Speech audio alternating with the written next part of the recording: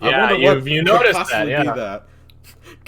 Yeah, that's wild. The lovely announcement that Crazy man, that's wild. yeah, the Ruhan may have left with the king before he jumped away. Just a little bit of information. Yeah. Yeah, yeah, you guys can roll insight. I was gonna ask, but it's also like he definitely still remembers. Oh, right? wait, where have I got this? I've still got disadvantage. Yeah, you do. Well, I felt shitty anyway, so disadvantage wouldn't be. I'm just like, well, we're all a bit fucked, so whatever. Yeah, you really don't care. Yeah. You don't give a shit. Whatever, man. Yeah, it's whatever, man. So it's so. Oh, I'm trying to look for something here.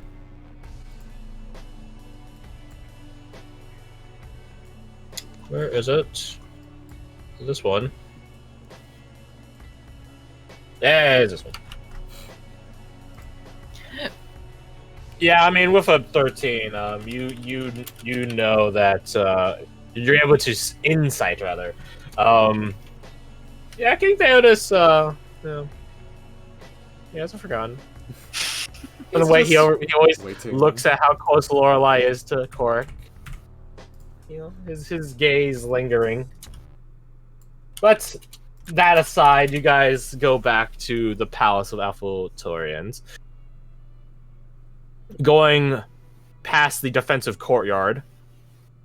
Some of it, actually, no, none of it has been breached, so none of it has been activated yet. Or it is activated, not used up yet. You guys go up into the same little air pocket garage space, I suppose what it is. There are very few royal guards, but even less than the amount you guys saw before. All the civilians are there, and there is revelry going on. To what revelry they're able to do, you know, it's not like everyone has like a fucking beer in their hand and and stuff like that because they don't have beers.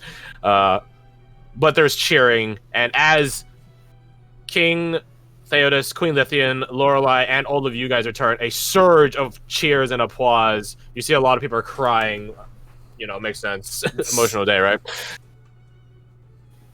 Theodos doesn't say anything, and Queen Lithian whispers to all of you, don't say anything, just let our smiles and stoicism echo across them. Fair enough. Yeah, I think with that, Rose just kind of like straightens up a bit and just like looks a little more presentable, I suppose. Like, hey. As you can, having just come from considering the situation of a war zone. She cleans herself up for something with prestidigitation. You've just straightens out the clothing kind of thing. You guys stride through the halls. Only trodden approximately 3 times now, but they were quickly becoming familiar. The Stormstone, yes, that's what's called now. The Stormstone, the one, the one in the container, doesn't have any lightning nor storm in it, nor clouds, fog, or anything like that in it. As you guys walk past it, Theo just stops and just sort of lingers with it. There's something wrong, love. Just making plans. Just making plans. He stares at it. He holds his hand to the glass. It all works out, doesn't it?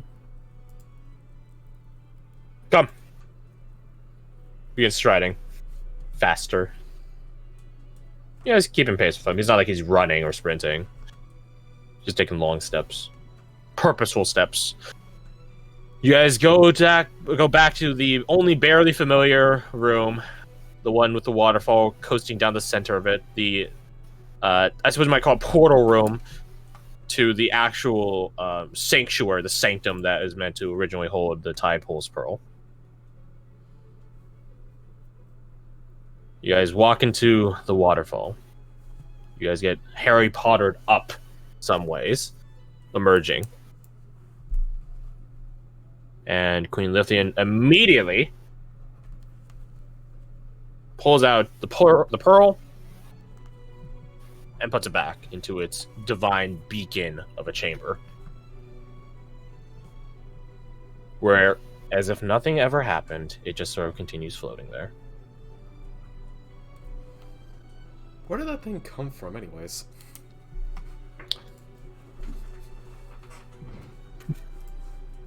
Theodos looks at Lithia and she looks at him.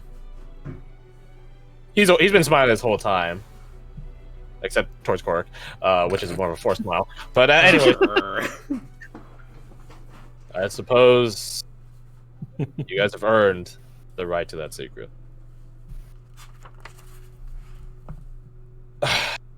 But first, let's find some chairs. I wouldn't mind sitting down right now. Actually, yeah. You know, no complaints here. Just turn the war table into like a little powwow spot. Basically. A couple moments pass. Just, King Kanye, first of his name, Lord of the West. Oh, that's so stupid. Awesome. Just, yeah. I like that even when O is at his computer, he's listening from the beach, he still has the capacity to find memes for us. Thank you, O. That's perfect. Yeah, so you guys go scrounge up some seats, which is to say you basically just go down, back through the portal, go across a couple of rooms and just steal some different hodgepodge of seats. As you guys are each carrying your own seat to the place, Abigail remarks, you know, when I had fantasies about meeting royalty, this is definitely not how I thought it'd ever go. Life is weird like that, I suppose. You think it makes the story more interesting by the fact that it didn't live up, that it lived up to different expectations? I think it makes it more real. Fair enough. Yeah, I guess so. Imagine how all the people you'll tell this story to, and then we get to say, rather, that we had to carry our own seats to the war room so that they could tell us ancient secrets. Sounds a bit too outlandish to be fake, doesn't it? Yeah. It's just on the edge of someone being like, okay, this is bullshit at this point. You can't make this stuff up. Indeed. Nice to have like a family community hall. You know, we have to carry your chairs through to go watch Have the to go get shows the and folding stuff. chair or whatever. Yeah. Basically something like that. Yeah, set up your own little sitting area. You guys begin posting up, sitting down, laying down maybe, up here. It's weird having a bonding moment next to a artifact of ancient proportion with a king and queen in an empty room, and it's just you guys, but you know, here you are. Again, as Abigail says, it suddenly makes the story feel a bit more real because it sounds so stupid otherwise.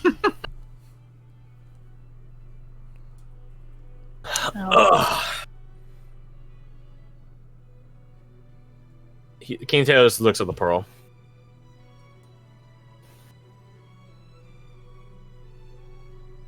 The pearl is obviously ancient. Centuries, millennia. My family has been with it ever since its inception.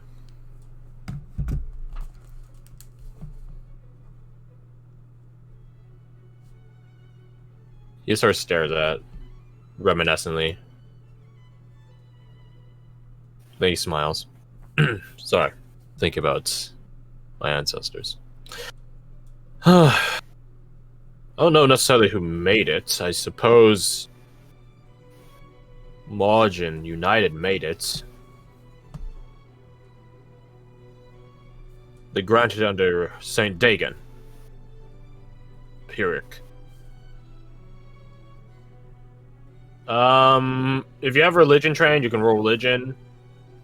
I can almost guarantee I don't. Oh, I do. Via. Okay, well you rolled fine anyways. Other than that, everyone can roll background information at disadvantage. Saint Dagon is A rarity. it's an elven saint. It's definitely not one talked about much in the province. Nice, we're rolling in the ones today, huh? This first Nice. roll, so- Ah, damn it. Nice. Well, Nice. Handouts. I gotta add that one in from earlier. the Nice. first roll is so nice, though. I know, right? It's wild, man. It's crazy. It's Yeah, wild. it's irrelevant. She's not the person that would have studied religion to any capacity, anyways. Any real capacity. Okay, I rolled for Ruhan, and he got a nat 20 and a nat 1. I'm not joking. Just shame it. I rolled it to GM for some reason. Oof. What are the odds? And he got a +4 on both, like both for 4. I'll snip it. Snip. And I'll call it the duality of roles. Yeah, that's a good way to say it. Duality, man. The duality of roles. Man. Inhuman. Man. I don't know why I put it to GM. That's weird. Where is it? Duality. Just look at the term duality. What? What? It's not here? I just saved it here! Impossible! Nutty. I gotta look Bless for you. it manually. Thanks. There it is. Yeah, there it is. The duality of roles. Anyways, But it's a +4 on both of them. yeah. So 11 and 30. Yeah, Fia, you know, it makes sense. You're an elf. It's an elven saint. Yeah, saint. Here, I'll type it for you. Oh, Saint. thank you. I spell saint, I swear. Dagon Cyril. Oh, my bad. I can't phrase the title. The Pyrrhic. Yeah, so Saint Dagon Cyril the Pyrrhic. Saint Dagon the Pyrrhic. He's a saint of multi-faced Seshub. He's a high elf. And his legend is one that high elven communities keep to themselves or keep secret utterly. Because it involves Plurnus. This ancient evil. The sainthood, the ordainment of Saint Dagon is one regarding something called the Doomed Ship. The story of it is, this is the story, which is probably the facet you would know best, considering your backstory and the fact that you're a bard. The story of Saint Dagon is that he alone manned a ship. Yes, I already know, fantastic already. A single person manned an entire galleon. God, that's a big boat. He alone manned a ship, supposedly aided by the gods themselves. He alone manned a ship and drove the ship into the heart of Plurnus. Aboard the ship was him and a bunch of different toxins, essentially. I was gonna say chemicals, but they're not chemicals. They're poisons, toxins, and things of that nature. Things to kill. The casks of which were obviously shattered once it came into contact with Plurnus and sort of coasted into Plurnus's open wound, thus killing the ancient monstrosity. So the boat was basically a giant syringe. I'm equate it more to a throwing knife, but yeah. Fair enough. Or hatchet, I suppose, in this case. Now, the story and why he's called the Pyrrhic is because Dagon had such a following of friends and companions that wanted to join him on this suicide run. And he's like, no, this is for me. I love all of you, and I'm not going to have you risk your lives when I can man it alone. Which, again, it sounds fantastic, right? One guy manning the whole ship alone. I got this. And in case I don't come back, in the eventuality I won't come back, he said his goodbyes. Note that he's a saint of multi-faced Seshub. It was a suicide run. Plurnus had capacity for listening, far-reaching scrying and stuff like that. So evil and ancient it is. This was a lie. He didn't anticipate it being a suicide run. He has other things to do. So he told one of the most bold-faced and genuine lies directly to the faces of all his friends that this is going to be a suicide run. He didn't plan it as such. And it didn't turn out to be such. No one knows how it wasn't. No one knows. Because he ain't gonna tell you. he ain't gonna tell you, and different theologians have different theories as to what it is. Some speculate that though he is a saint of multi-faith Sesha, that Margin United sort of protected him. Others speculate that Dagon was possessed or was merely a facade of multi-faith Sesha themselves. That Dagon didn't actually go on it, and that a perfect incarnation of Dagon was the one that went on it. And you can't kill a god. Or not a true god, rather. Different theories, different stories. No one really knows. And when Dagon eventually showed back up to his friends, he didn't ever tell anyone. It's a secret he took to the grave and beyond it. But nonetheless, it killed Plurnus. You know, a hard strike and a capable toxin. All that rings out. Pretty true to Lithian and Theodos, I suppose. So yeah, that's the story of Dagon. It's Saint Dagon. So what King Theodos is saying is that Dagon was given this pearl. And this isn't a story that you, like, otherwise you would know. This is really obscure with a role like this. Saint Dagon was given this pearl by Margin United.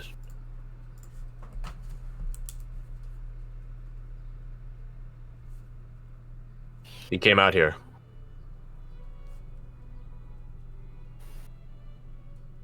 With high elves, wood elves, the first aquatic elves. All three sort of combined, and he just gestures. Here we are. A civilization formed around a continent which we weren't allowed to step upon for fear of corruption. Oh, And wow. that which lurks underneath it, well, you've seen a glimpse. Which leads to another ill tiding. One which we've been contacted about before. From the High Elven colonies. However they're doing. Provinces have 3 remaining colonies after the Night of Tempest. Elven colonies have 2. Trying to talk to us about that which lurks, which sleeps underneath the continent. The thing that we are sworn to defend against. Although I imagine our defense has been made so much easier now. An egg. A child of Plurnus. That remains slumbering underneath the continent.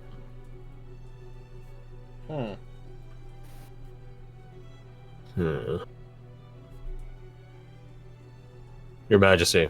Yes? You're sure it's slumbering still? I don't imagine we would be alive right now if it weren't. Very just sort of like nods at the like, okay.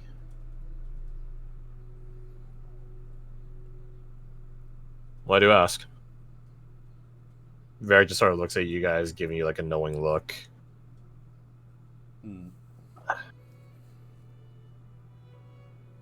I'm not... How do you put it? I'm not familiar with this story. Is there a way to like comprehend like how devastatingly powerful Plurnus was? Plurnus herself was a slithering evil that surrounded all of Gathartha lore.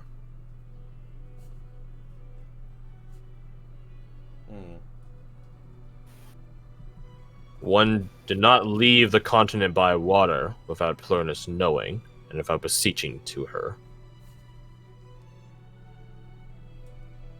Supposedly, even the waters that drift into the Fey Wilds out of the Wood Elves were occupied by her. Supposedly. You try to imagine the scale of that. Like, Gathartha lore is bigger than Moranis. Moranis is the size of America. So... Every coast on Gathartha lore was occupied by this singular creature. And it's not like a conglomeration of hive mind creature. It's a single creature. Yeah. Well, that's only immensely terrifying. That's an Oh horde yeah, of I'm only a enemy. little bit intimidated.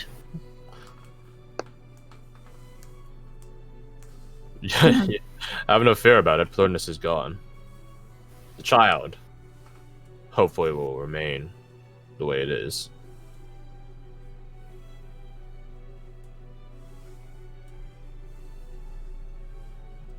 Is it known why it slumbered?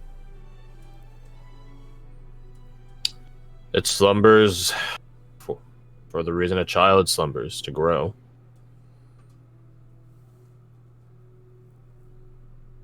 We just don't know how it continues.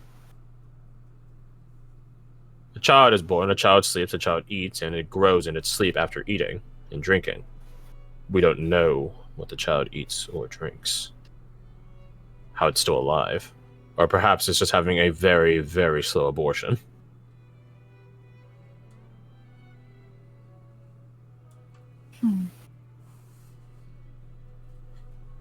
Hopefully it's the latter, but knowing our luck, Hopefully. probably not. Yeah, things don't usually turn out that easy, do they? Mm. I'll plan for the worst, hope for the best. Yep, that's the old saying. Your Majesty. Yes? If I remember the stories of Plurnus correctly, Plurnus had mental capabilities and things of that nature? Yes. Part of why Saint Dagon had to tell a lie to his companions, just in case. Right. She's like looking at Varric. Varric is like anxiously like tapping his fingers against the desk, like rolling them across like sound effect. Is there a reason you ask? Shall I tell him, or shall all of you? I would explain why my weapon to show them the umbral hilt. What is that? This was blade belonged to aquatic elf named Eleni.